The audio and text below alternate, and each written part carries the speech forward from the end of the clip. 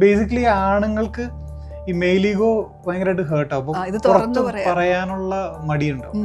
സ്ത്രീകൾക്കാണെന്നുണ്ടെങ്കിൽ പെട്ടെന്ന് ഹെൽപ്പിന് ആളുകൾ വരും.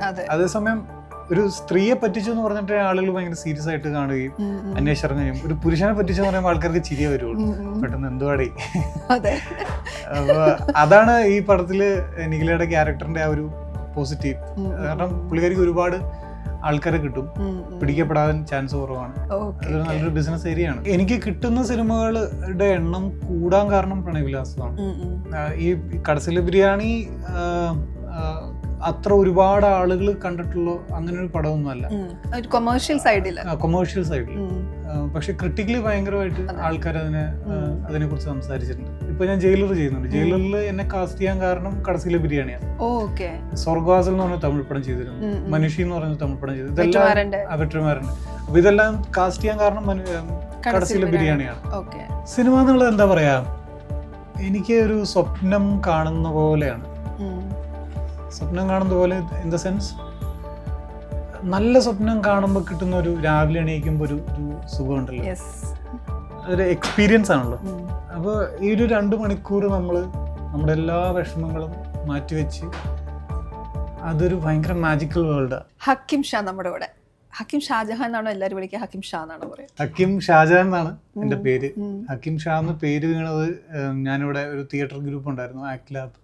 അപ്പൊ അവിടെ ഇങ്ങനെ നിന്നപ്പോ സാറ് വിളിച്ച് അങ്ങനെ ചുരുങ്ങിയതാണ്. ഈ പെണ്ണുകേസാണ് പുതിയ വിശേഷം. എന്താ സംഭവം? നമ്മള് ട്രെയിലർ കാണുമ്പോൾ ഒരു പോലീസുകാരനാണ്, കുറെ വിവാഹ തട്ടിപ്പൊക്കെ ചെയ്യുന്ന അത്തരം കേസുകൾ. അതെ, വിവാഹ തട്ടിപ്പ് ചെയ്യുന്ന ഒരു പെൺകുട്ടി നിന്നെ പിടിച്ച് ആൾക്കാർ പ്രശ്നം ഉണ്ടാക്കുന്നതാണ് നമ്മൾ ടീസറിലൊക്കെ കണ്ടത്. അതുപോലെ തന്നെയാണ്. അപ്പൊ ഒരു പെൺകുട്ടി വിവാഹ തട്ടിപ്പ് നടത്തുന്നു, അതിന്റെ പുറകിലുള്ള ബാക്കി തെളിയാത്ത കഥകളൊക്കെ അന്വേഷിച്ച് പോകുന്നതാണ് പരിപാടി. പുള്ളിക്കാരിയുടെ പെർസ്പെക്റ്റീവില് പുള്ളിക്കാരി സ്റ്റോറി പറയുന്നു, ഫ്ലാഷ് ബാക്ക് പോകുന്നു, അങ്ങനെയാണ് കഥ പോകുന്നത്. ഈ പോലീസുകാരൻ്റെ ഒരു പ്രത്യേകത എന്തായിരിക്കും? പോലീസുകാരൻ പുള്ളിക്ക് പറഞ്ഞ പോലെ പുള്ളിക്ക് പാരലി ഒരു പേഴ്സണൽ ലൈഫ് ഇഷ്യൂസും കാര്യങ്ങളൊക്കെ നടക്കുന്നുണ്ട്. പുള്ളി അത്യാവശ്യം എന്താ പറയാ, നമ്മൾ ഈ സിനിമ സോക്കോൾഡ് സിനിമയെ കാണുന്ന പോലത്തെ ഭയങ്കര അങ്ങനത്തെ ഒരു പോലീസുകാരനൊന്നല്ല. നമ്മൾ കണ്ടു വളർന്നിട്ടുള്ള സിനിമകളുണ്ടല്ലോ, ഇപ്പൊ രഞ്ജി പണിക്കർ സിനിമ, അങ്ങനത്തെ ഒരു പോലീസുകാരനല്ല. ഭയങ്കര നാടൻ സാധാ ഒരു പോലീസുകാരൻ.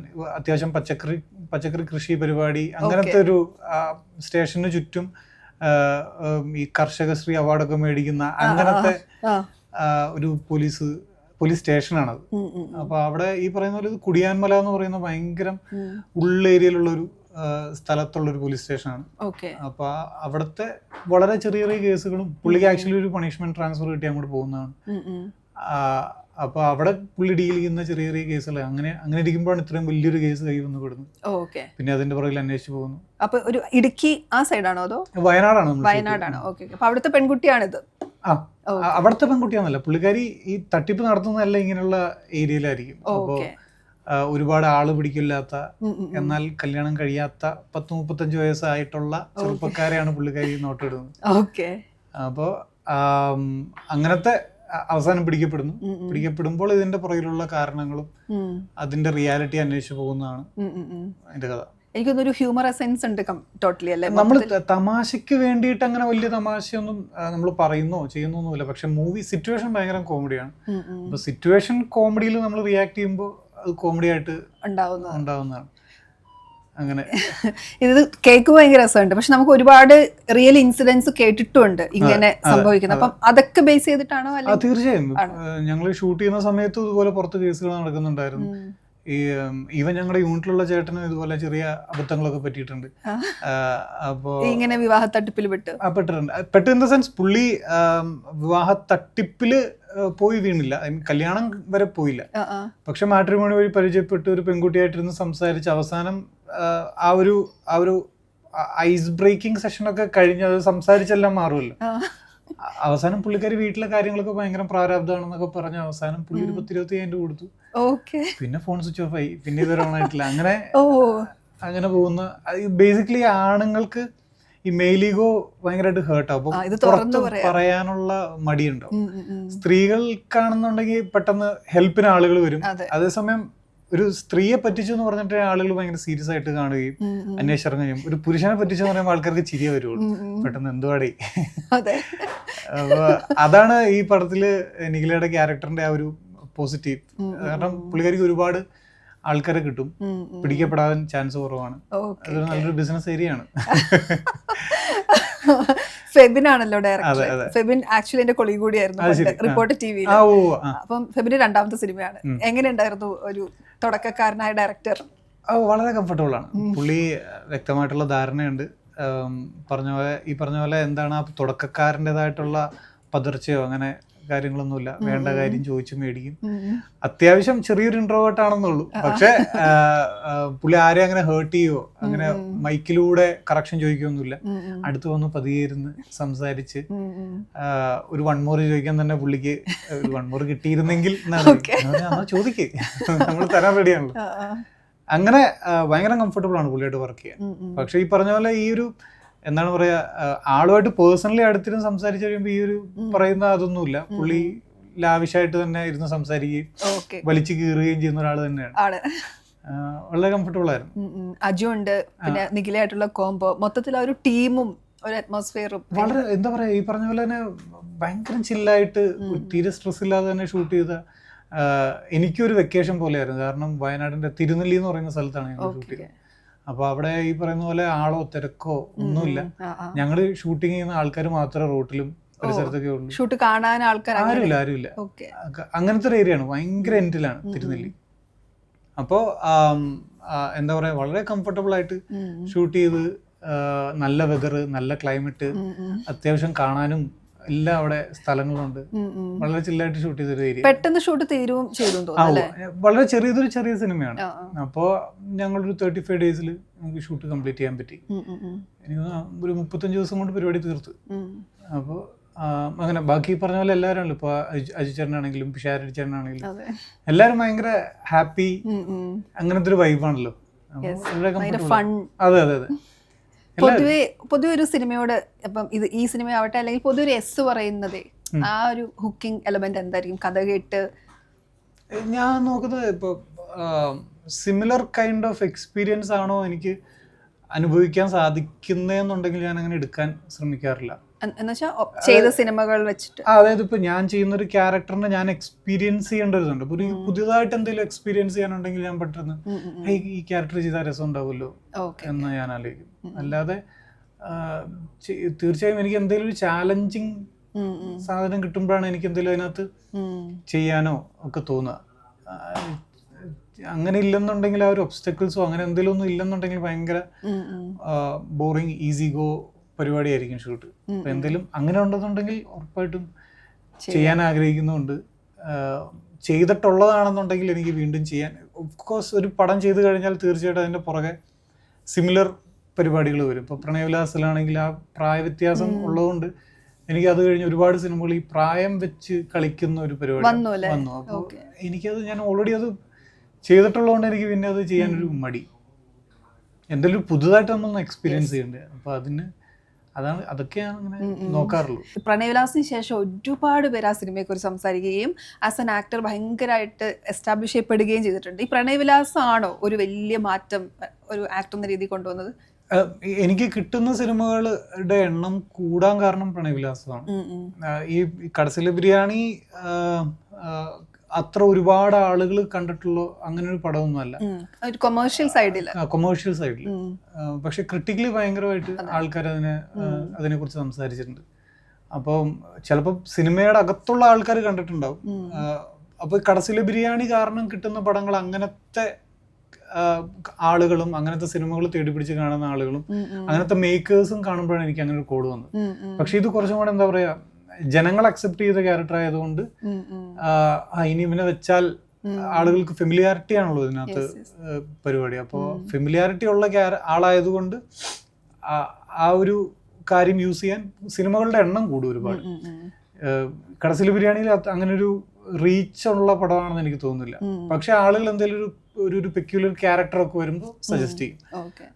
അങ്ങനെ ഒരു വ്യത്യാസമുണ്ട്.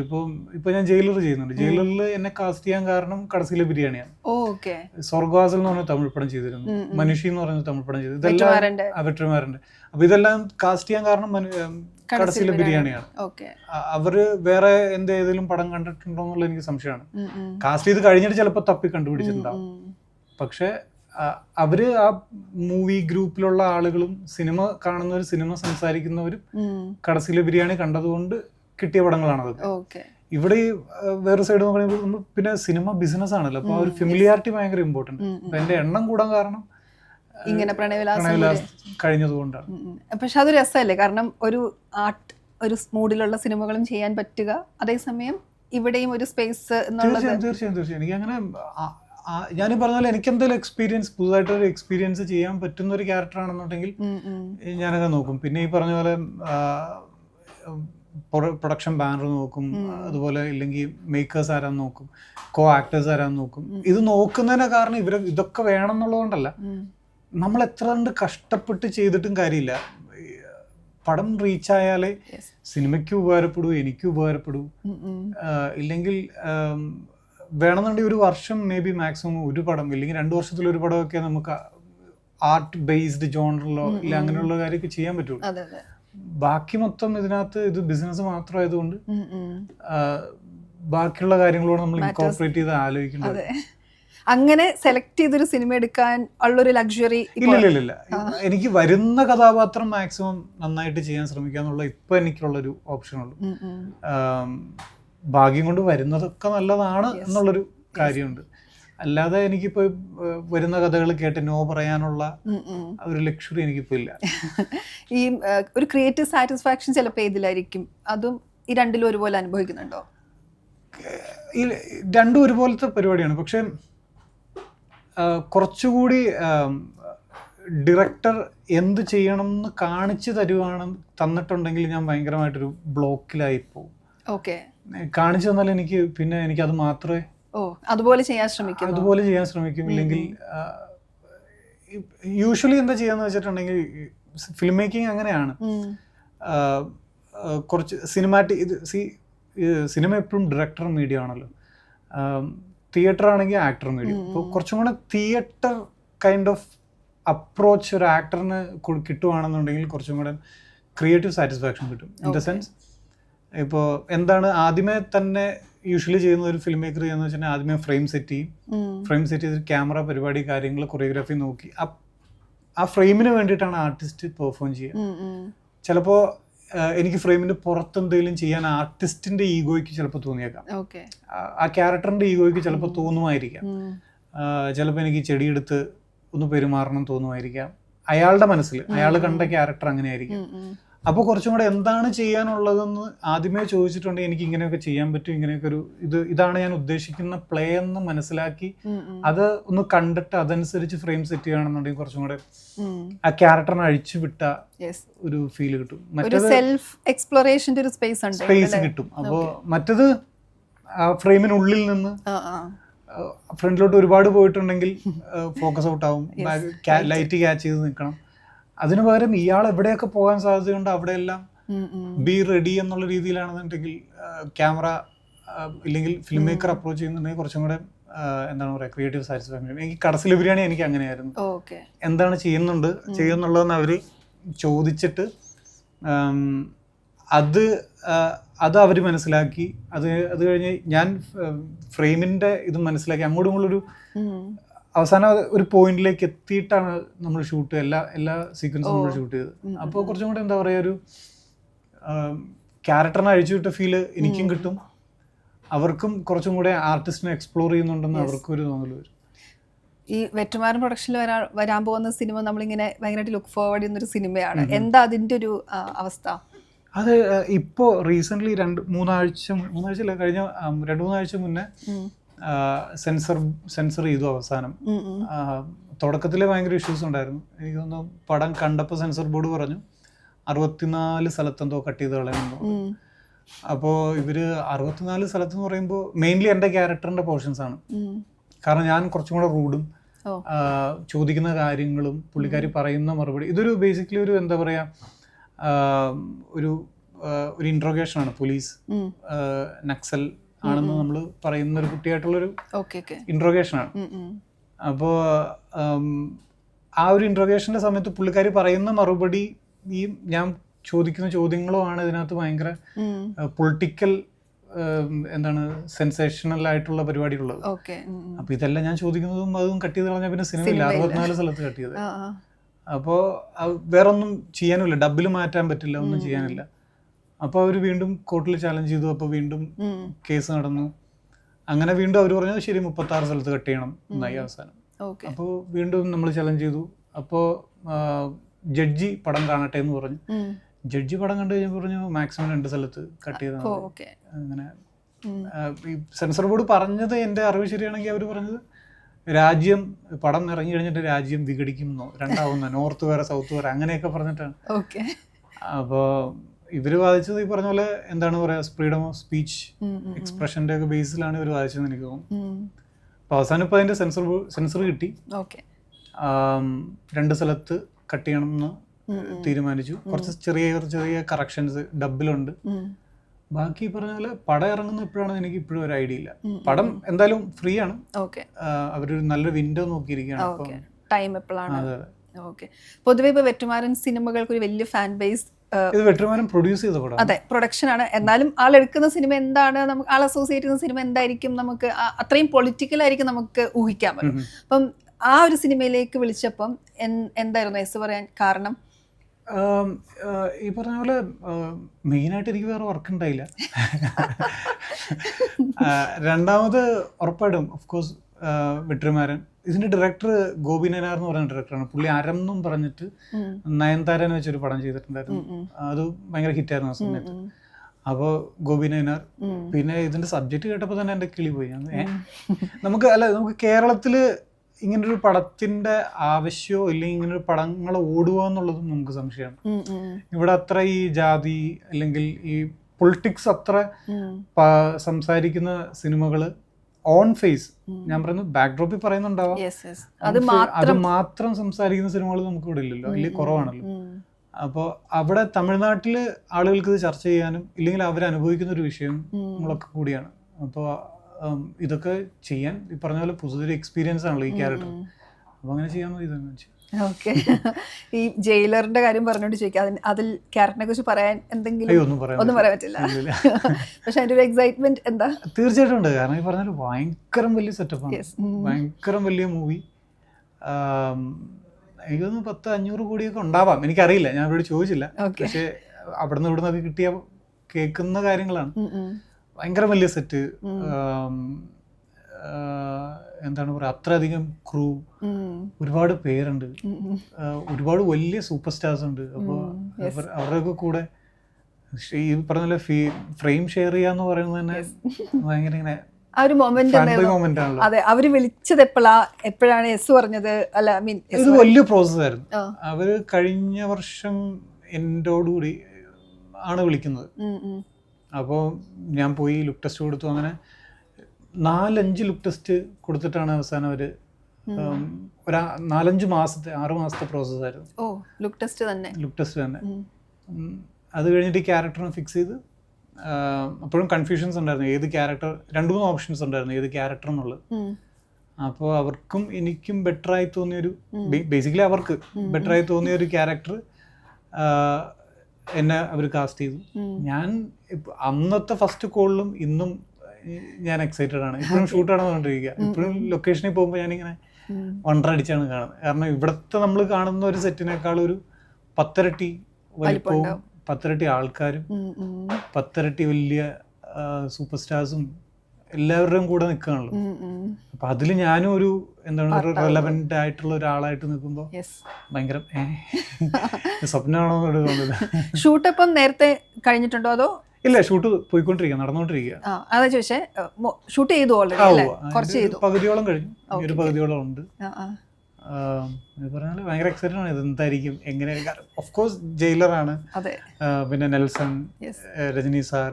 അപ്പോൾ അങ്ങനെ ഒരു ക്യാൻവാസിൽ നമ്മൾ പ്ലേസ് ചെയ്യപ്പെടുക എന്ന് പറയുന്നത് ഭയങ്കര വലിയൊരു അത്ഭുതമാണല്ലോ. അതാ ആ ഫിലിമോഗ്രഫി നോക്കുമ്പോൾ ഭയങ്കര രസമാണെന്ന് ഞാൻ പറയാൻ കാരണം അതാണ്. ഇപ്പം കടൈസി വ്യവസായി പോലെ ഒരു സിനിമ കണ്ടിട്ടാണ് ജയിലറിലേക്ക് അവര് അല്ലെ സ്വാഭാവികമായിട്ടും വിളിക്കുക. ഇപ്പൊ നെൽസൺ കടൈസിലെ ബിരിയാണി കണ്ടിട്ട് ഇപ്പം നെൽസൺ ഒക്കെ മലയാള സിനിമ പ്രണയവിലാസം അടക്കമുള്ള സിനിമകൾ കാണുകയോ അതിനെക്കുറിച്ച് എന്തെങ്കിലും സംസാരിച്ചിട്ടുണ്ടോ? ഒരുപാട് കാണുന്നുണ്ട്. നമുക്ക് പുറത്തു പോയി നമ്മൾ സംസാരിക്കുമ്പോൾ ഇപ്പൊ വെട്രിമാരൻ സാറിന്റെ ഇതാണെങ്കിലും മനുഷ്യയുടെ ലൊക്കേഷനിലാണെങ്കിലും അവർ ചോദിക്കുന്നത് മലയാളം പടങ്ങളും എങ്ങനെ നിങ്ങളിങ്ങനെ പുൾ ഓഫ് ചെയ്യും. നമ്മളിവിടെ ബേസിക്കലി നമ്മുടെ ആവറേജ് ബഡ്ജറ്റ് ഒരു 4 തൊട്ട് 6 കോടി രൂപ വരെ. ഈ 6 കോടി രൂപയ്ക്കുള്ളിൽ ഇത്ര വലിയ കണ്ടന്റ് ഭയങ്കര ബ്യൂട്ടിഫുൾ ആയിട്ട് എങ്ങനെ പുൾ ഓഫ് ചെയ്യുന്നു എന്നുള്ളത് അവർക്ക് ഭയങ്കര അത്ഭുതമാണ്. അതുപോലെ ആർട്ടിസ്റ്റുകളുടെ പെർഫോമൻസ് ഭയങ്കര രസമാണ്. ഇപ്പൊ നമ്മളെ കാസ്റ്റ് ചെയ്യുന്നത് തന്നെ അവർ ആ ഒരു പെർഫോമൻസ് യൂസ് ചെയ്യാൻ വേണ്ടിയിട്ട് തന്നെയാണ്. അപ്പോൾ ആ ഒരു സെൻസിബിലിറ്റി ഭയങ്കരമായിട്ട് മലയാളിയിൽ കൊണ്ട് എന്ന് അവര് പലപ്പോഴും സംസാരിക്കുന്നുണ്ട്. അപ്പൊ അത് നമുക്ക് ഭയങ്കര പ്രൗഡാണല്ലോ നമ്മുടെ സിനിമയെ കുറിച്ചും നമ്മുടെ ആർട്ടിസ്റ്റുകളെ കുറിച്ചും ഇങ്ങനെ സംസാരിക്കുമ്പോൾ. നമ്മൾ ഈ സെൻസർ ബോർഡിന്റെ കാര്യം പറഞ്ഞപ്പോഴാണ് ഇപ്പൊ ഹാലടക്കം സിനിമ റിലീസുമായി ബന്ധപ്പെട്ട് പലതരം ആവശ്യങ്ങൾ അവർ ഉന്നയിക്കുന്നുണ്ടല്ലോ. ഇത് ഭയങ്കരമായിട്ട് ഈ ഒരു ക്രിയേറ്റിവിറ്റിയെ ബാധിക്കുന്നുണ്ട് എന്ന് തോന്നുന്നുണ്ടോ ഇങ്ങനെ പോയാൽ? അല്ല, അത് ഞാൻ അതിനകത്ത് പറയാനോ എനിക്ക് അതിനെ കുറിച്ച് ധാരണയോ ഒന്നുമില്ല കേട്ടോ. ബാധിക്കുന്നുണ്ടോ എന്ത് ഇപ്പം നമ്മളൊരു ബേസിക് ഒരു സെൻസറിന് ചെയ്യാൻ ഇത് കട്ട് ചെയ്യണം എന്ന് പറയാനുള്ള അധികാരം ഉണ്ടെന്ന് എനിക്ക് തോന്നുന്നില്ല. എനിക്കറിയില്ല ഇവര് സെൻസർ ചെയ്യേണ്ടത് യു ആണോ എ ആണോ യു എ ആണോ ഏത് ഏജ് കാറ്റഗറിയിലുള്ളതാണ് സർട്ടിഫൈ ചെയ്യുക.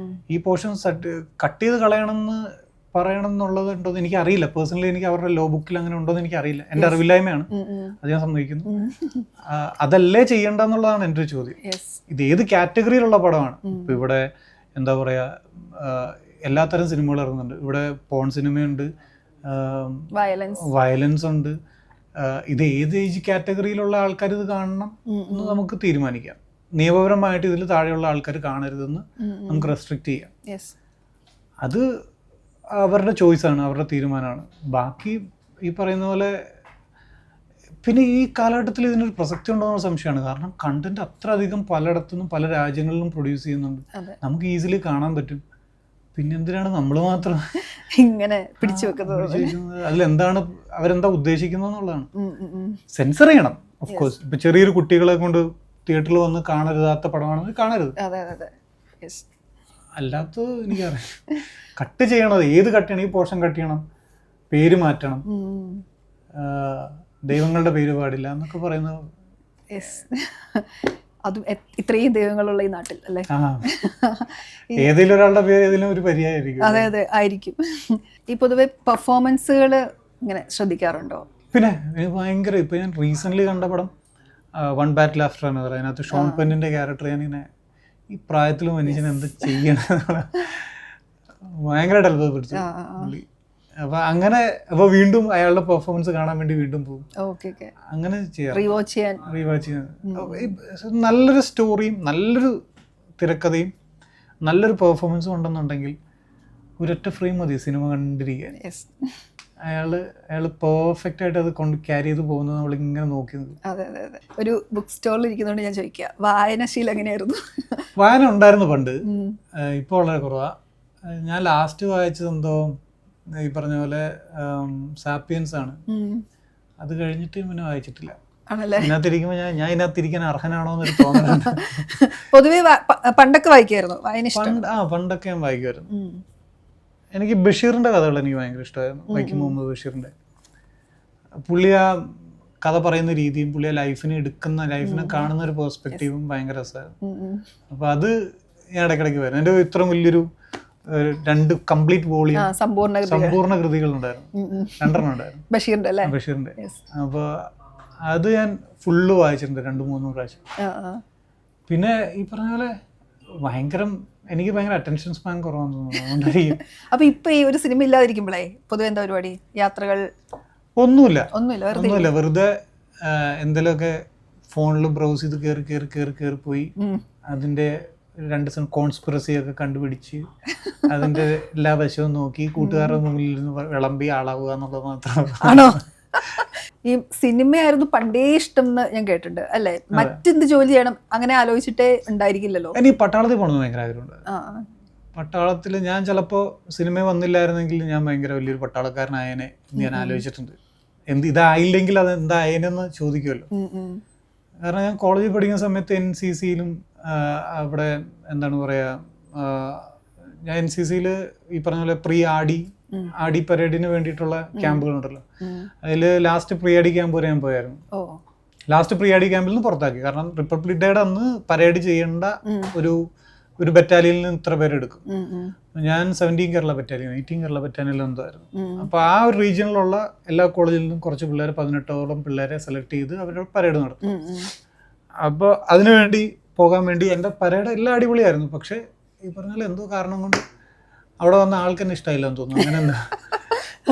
അങ്ങനെ എന്തോ കാരണം കൊണ്ട് ഞാൻ പുറത്തായി. ഞാൻ ആ സമയത്ത് ഗാർഡ് കമാൻഡർ ആയിരുന്നു ആ ബറ്റാലിയൻ്റെ.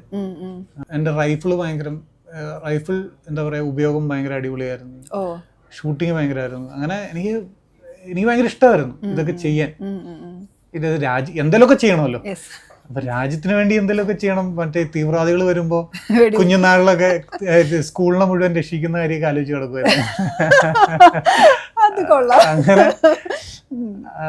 അല്ല, അങ്ങനത്തെ ഒരു എന്തെങ്കിലുമൊക്കെ എക്സ്ട്രോർഡിനറി ചെയ്യണം എന്നുള്ള ആഗ്രഹമുണ്ട്. പിന്നെ ഞാൻ ആലോചിച്ച് 2 ചോയ്സ് ഉണ്ടായിരുന്നു. ഒന്നുമില്ലെങ്കിൽ ഈ പറഞ്ഞ പോലെ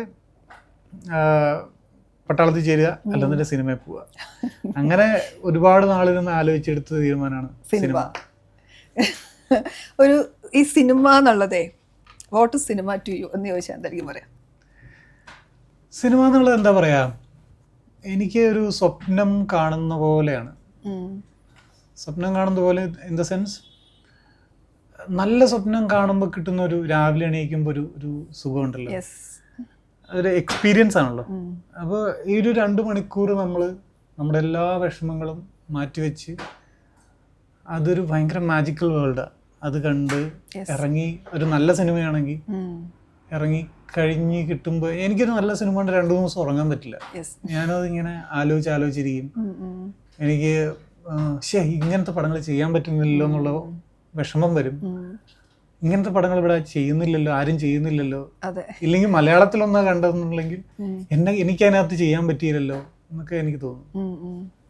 അങ്ങനെ ഒരു 2-3 ദിവസം പോക്കാണ് നല്ല സിനിമ കണ്ട. നല്ല സിനിമ മോശം സിനിമ കണ്ടാ പിന്നെ തിയേറ്ററിലേക്ക് പോകാനത് തോന്നില്ല. അത് ബാധിക്കല്ലേ സിനിമ? രണ്ടാളും ബാധിക്കും. അപ്പോൾ ജയിലർ കണ്ടിട്ട് നമുക്ക് എന്തായാലും വീണ്ടും കാണണം കേട്ടോ. തീർച്ചയായും. പിന്നെ നല്ല സിനിമ വരട്ടെ. And all the very best. Thank you.